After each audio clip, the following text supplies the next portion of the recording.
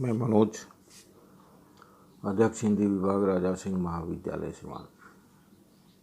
आज का व्याख्यान का विषय है सूर्यकांत त्रिपाठी निराला द्वारा रचित कविता तोड़ती पत्थर। आप सबको मालूम होगा कि ये कविता स्नातक द्वितीय वर्ष के तृतीय पत्र के पाठ्यक्रम में प्रस्तावित है। सूर्यकांत त्रिपाठी निराला के नाम से आप सभी परिचित होंगे।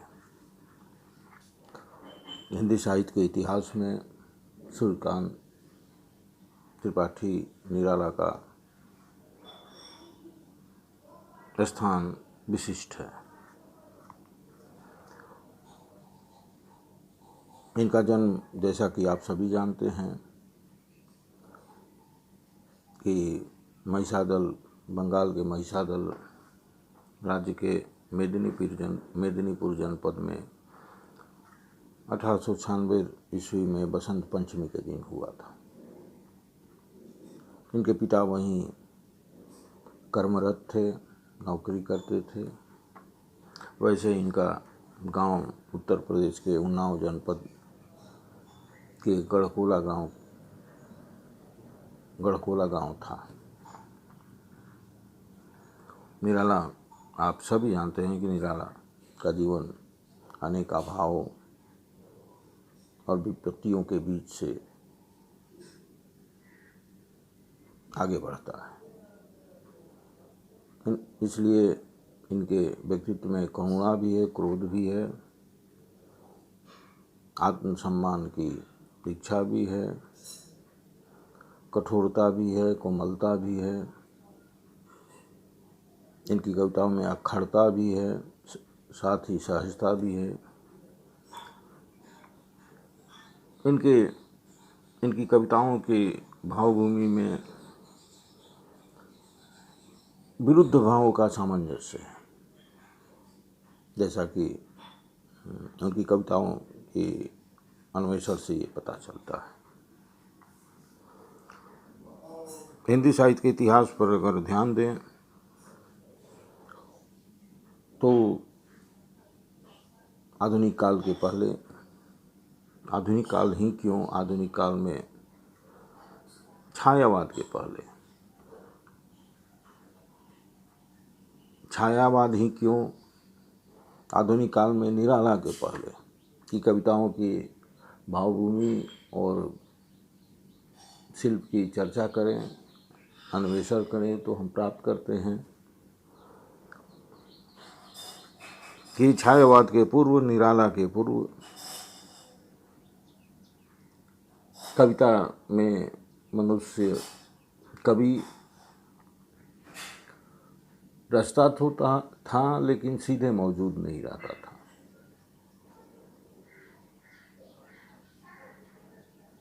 आप आदिकाल की रचनाओं पर गौर करें, पृथ्वीराज रासो, विद्यापति की रचनाओं पर गौर करें तो विद्यापति भी अपनी कविताओं में अपनी भावनाओं की अभिव्यक्ति के लिए गोपियों, सखियों, राधा, कृष्ण आदि को माध्यम बनाते हैं।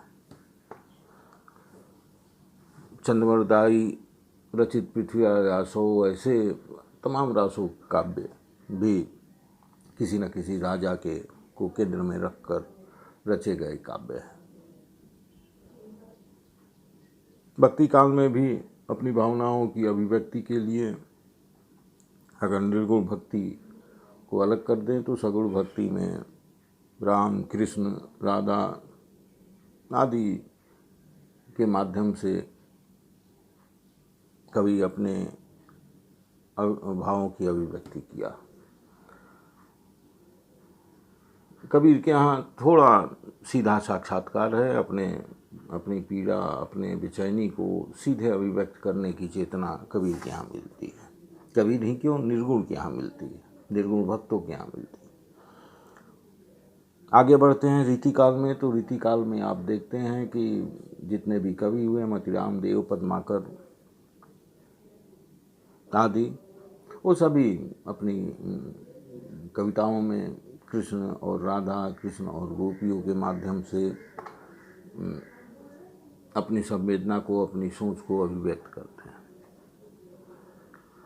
आधुनिक काल में आते हैं हम तो कविता की भूमि वही रहती है, कविता की भाषा ब्रज भाषा रहती है। कमोबेश कविता में अभिव्यक्ति को लेकर कभी वहाँ भी मनुष्य सीधा नहीं है, सीधी तरह उपस्थित नहीं है। मनुष्य को केंद्र में रखकर कविताएं वहाँ भी नहीं मिलती हैं। द्विवेदी युग का पूरा काल खड़ी बोली कविता का आरंभ काल है। द्विवेदी युग के पहले खड़ी बोली में कविताएं नहीं लिखी जाती थी। आप सभी जानते हैं कि ब्रज भाषा में लिखी जाती थी, लेकिन द्विवेदी जी महावीर प्रसाद द्विवेदी के प्रयत्नों से खड़ी बोली कविता का रचना आरंभ हुआ। और उसमें भी जो रचनाएं हुई, मैथिली शरण गुप्त की यशोधरा, साकेत आदि रचनाएं, उन रचनाओं में इतिहास के चरित्रों को केंद्र में रखकर अपने विचारों को, अपनी भावनाओं को अभिव्यक्ति दी गई। सामान्य मनुष्य कविता के इतिहास में कविता का विषय नहीं रहा। कविता सामान्य मनुष्य प्रस्तुत रहा तो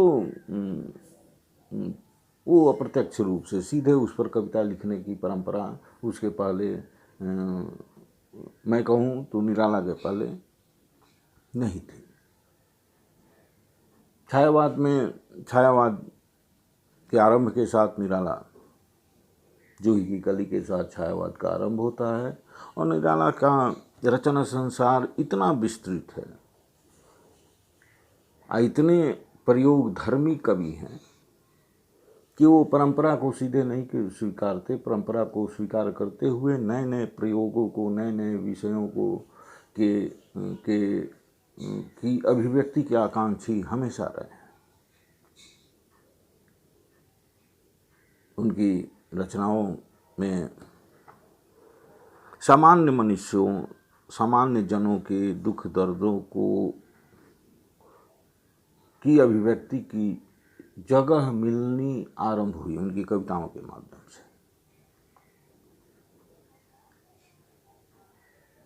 इसके पहले जैसा कि बताया जा चुका है कि निराला के पहले सामान्य लोगों के, सामान्य मनुष्यों के दर्दों की अभिव्यक्ति करने होती थी तो राम कृष्ण मजबूरी थी। राम कृष्ण के माध्यम से ही, गोपिया और राधा के माध्यम से ही, सीता के माध्यम से ही सामान्य लोगों के दुख दर्दों की अभिव्यक्ति होती थी। सीधे सामान्य लोगों के दुख दर्दों की अभिव्यक्ति कविता में नहीं होती थी।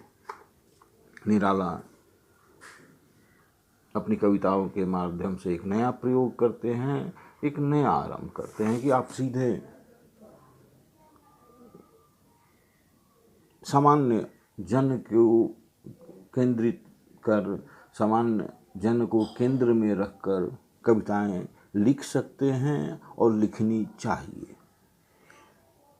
और सामान्य जन के दुख दर्दों को जो उन्होंने कविता में जगह देना आरंभ किया, उसी का परिणाम है कि उसके आगे छायावाद के बाद प्रगतिवाद का आरंभ होता है, जिसमें सामान्य लोगों से जुड़ने की उत्कंठा सभी कवियों में मौजूद थी। तोड़ती पत्थर इस अर्थ में ऐतिहासिक कविता है।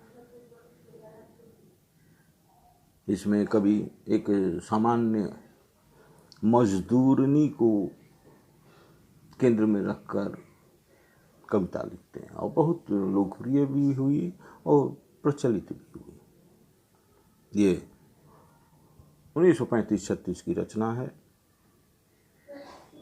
और इसमें कवि अपने रचना कौशल के माध्यम से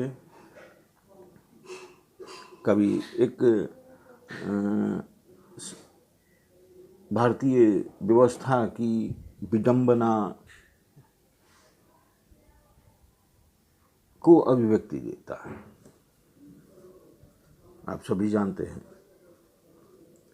कि तोड़ती पत्थर एक सामान्य मजदूरनी स्त्री के दुख दर्दों की अभिव्यक्ति की गई है इस तोड़ती पत्थर कविता में। कविता के शीर्षक से ही स्पष्ट है, तोड़ती पत्थर। कवि एक एक शब्द का प्रयोग बहुत संभल कर और उद्देश्यपूर्ण करता है। तोड़ता पत्थर अगर होता तो उतनी संवेदना की गंभीरता उतनी गहरी नहीं होती। तोड़ती पत्थर, आज भी हम अपने आसपास स्त्रियों को ऐसे कर्म करते आपकी आंखों से वो गुजरते हैं।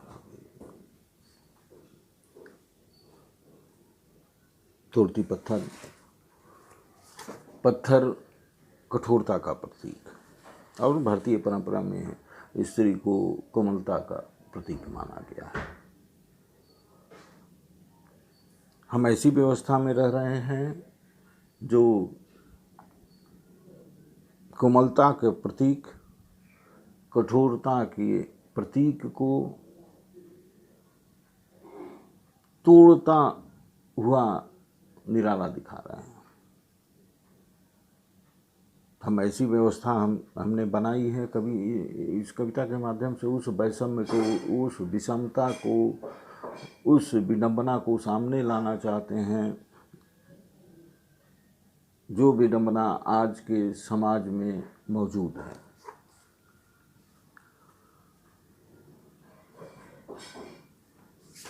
स्त्री, हमने ऐसा ही व्यवस्था बनाई है कि स्त्री विवश है कर्म करने के लिए। वो भी कैसा कर्म? पत्थर तोड़ने का कर्म।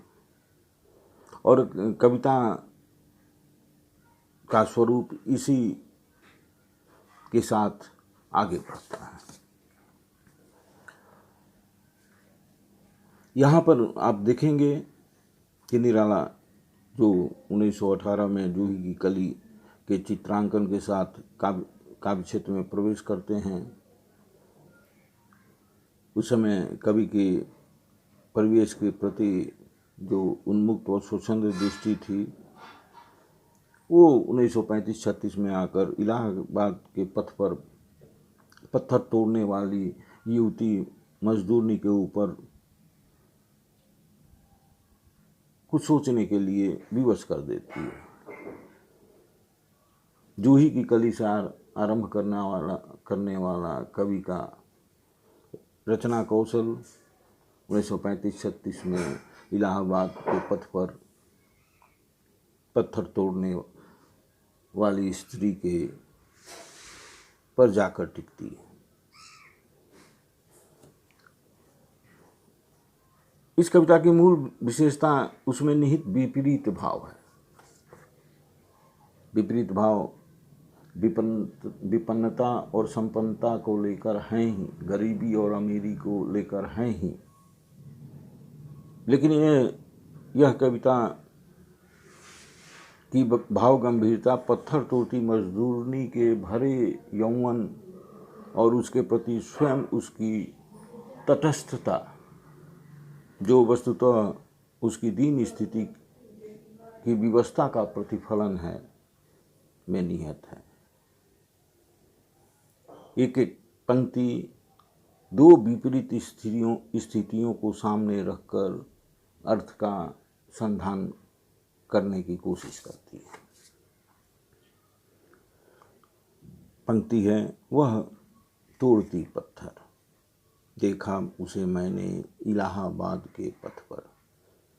वह तोड़ती पत्थर, कभी पहली पंक्ति में केवल संकेत देता है और स्पष्ट करता है कि आज हमने जिस तरह के समाज का निर्माण किया है उसमें वह तोड़ती, वह स्त्री पत्थर को तोड़ रही है जो कठोरता का प्रतीक है। वो भी इलाहाबाद के पथ पर, शहरों के पथ पर। गांव नष्ट हो चुके हैं, शहर की ओर ग्रामीण गांव में रहने वाले रोजी रोजगार के चक्कर में पलायन कर रहे हैं, किसान से मजदूर बन रहे हैं। इसको रेखांकित करती ये पंक्तियां, वह तोड़ती पत्थर, वह कह के कवि आगे बढ़ता है और एक चित्र प्रस्तुत करता है। नहीं छायादार पेड़ वह जिसके तले बैठी हुई स्वीकार, श्याम तन भर बधा यौवन नत नयन प्रिय कर्म रत मन, गुरु हथौड़ा हाथ करती बार बार प्रहार, सामने तरुमालिका अट्टालिका प्राकार।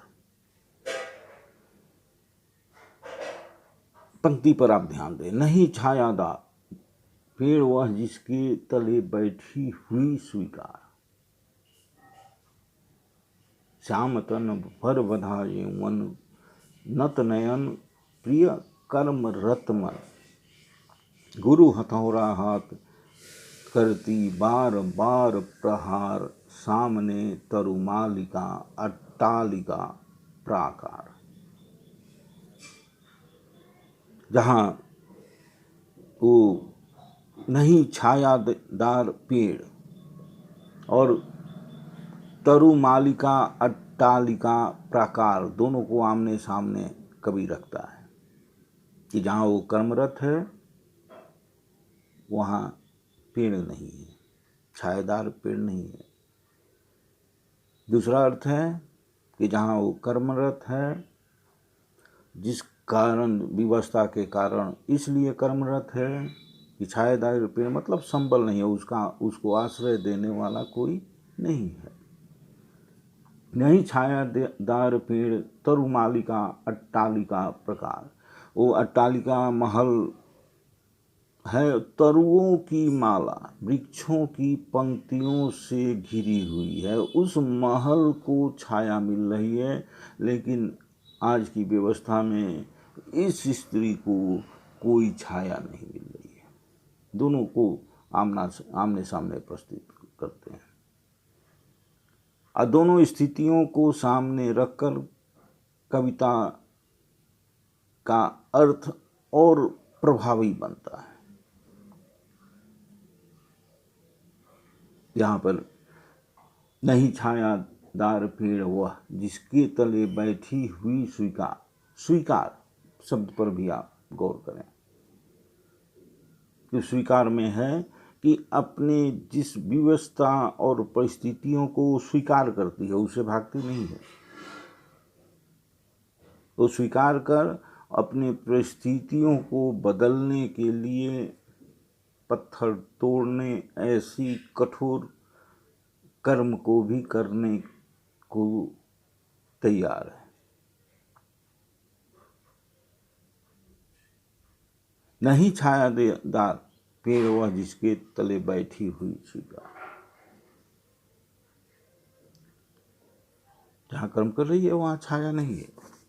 और तरुमालिका अट्टालिका प्रकार में देखिए कि महलों को छाया मिल रही है, वहाँ उसके किनारे वृक्षों की पंक्तियाँ लगी हुई हैं, छायादार पेड़ों की पंक्तियाँ लगी हुई हैं, क्रम से लगी हुई हैं, ताकि महलों पर धूप ना हो, धूप ना लगे, उनको महलों के ईंटों को पत्थरों को धूप से हानि न पहुँचे। हमने ऐसी व्यवस्था बनाई है कि जहाँ पत्थरों की चिंता है कि धूप से काले ना हो जाएं और मनुष्यों की चिंता नहीं है। कवि इस कविता के माध्यम से ये अर्थ भी लोगों के पास संप्रेषित करना चाहता है। वो स्वीकार शब्द भी है कि स्वीकार में बेबस आदमी अपनी नियति से समझौता कर वो अपनी विवशता से निकलने की कोशिश करता है। श्याम तन भर बधा यौवन नत नयन प्रिय कर्मरत मन। ये पंक्तियाँ पर अगर गौर करें आप तो उसका सांवला शरीर है, धूप से स्वाभाविक है सांवला ही होगा। भर बधा यौवन, जवान है लेकिन बधी हुई जवानी है, उच्छृंखल जवानी नहीं है। और इन सब स्थितियों को वो नकारती है। और नत नयन प्रिय कर्म रत्म, उसकी आंखें झुकी हुई हैं, प्रिय अपने कर्म में रत है, उसका मन कर्म में रत है। उसकी अपने उम्र की जरूरत को नकारते हुए अपनी आंखें झुकाकर वो विपरीत परिस्थितियों में भी अपने जीवन की इच्छा को कायम करने के लिए तमाम तरह की विपरीत स्थितियों को स्वीकार करते हुए उससे उबरने की कोशिश करती है। श्याम तन बरबदा यौवन नत नयन प्रिय कर्म रतमन, गुरु हथौड़ा हाथ करती बार बार प्रहार, सामने तरुमालिका अट्टालिका प्रकार। तो पत्थर तोड़ने में की क्रिया में उसके हाथों में गुरु हथौड़ा, भारी हथौड़ा है। वो हाथ जो कोमल होने चाहिए, उसके हाथों में भारी हथौड़ा है। ये भी आज की व्यवस्था पर व्यंग्य करते हैं यहाँ कवि, इसके माध्यम से भी करती बार बार प्रहार, उस पत्थरों पर बार बार वो प्रहार करती है पत्थर को तोड़ने के लिए। सामने तरुमालिका अट्टालिका प्राकार, सामने कभी पेड़ और तरुमालिका प्रयोग जानबूझकर करता है। वह सांवली युवती हथौड़े से पत्थर पर बार बार प्रहार करती है। वो प्रहार कभी सामने तरुमालिका अट्टालिका प्रकार करके यह व्यंजित करना चाहता है कि उसके पत्थर तोड़ने की विवशता का कारण वो सामने तरुओं से घिरे हुए महलों में रहने वाले लोग हैं। संपत्ति के वितरण में जो विभाजन है, जो असमानता है, जिसके कारण इस स्त्री की यह स्थिति हुई है कि वो धूप में बिना छायादार पेड़ की वह पत्थर ऐसे तोड़ने जैसे कठोर कर्म करने के लिए विवश है। और उसी व्यवस्था में महलों में रहने वाले लोगों के महलों के पत्थरों को वृक्षों की छाया मिल रही है। संपत्ति के वितरण में जो असमानता है, जो फांक है, कवि इसके माध्यम से ये अभिव्यक्त करना चाहता है कि गुरु हथौड़ा हाथ लेकर पत्थर तोड़ने की विवशता इसी महल के कारण है, जो वृक्षों के पंक्तियों से क्रम से घिरी हुई है। और दूसरी भी चीज इसमें कभी दो विपरीत स्थितियों को सामने रखता है। एक स्त्री जहाँ पर कोई छाया नहीं है और एक महल जहाँ छाया के लिए वृक्षों की पंक्ति लगी हुई है। और पत्थर पर प्रहार करती है तो उसकी चोट वो मजदूरनी स्त्री उस महल पर पहुंचाना चाहती है।